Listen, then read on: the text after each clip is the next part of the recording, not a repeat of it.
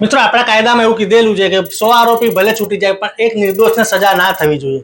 એટલે ખાસ કરીને પોલીસ છે એના દ્વારા કોઈ નિર્દોષ વ્યક્તિને હેરાન કરવામાં આવે, એની સાથે ગેરવર્તન કરવામાં આવતું હોય કે દુર્વ્યવહાર કરવામાં આવતો હોય તો એની સામે શું કરી શકાય। તો મિત્રો આ નંબર એક તમને મેં આપેલો છે, બહુ જ મહત્વનો નંબર છે, કાયમ માટે સેવ રાખજો। એ નંબર છે 14449 14449 નામનો નંબર છે, આ ડિસ્પ્લેમાં આપેલો છે।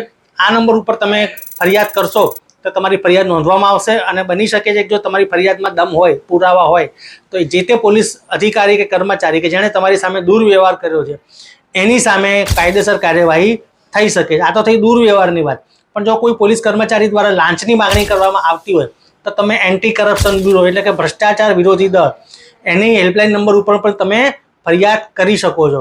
તો મિત્રો આ બધું છે ને ખુદ ગુજરાત હાઈકોર્ટે ગયા વર્ષે આ ઓર્ડર કરેલો છે।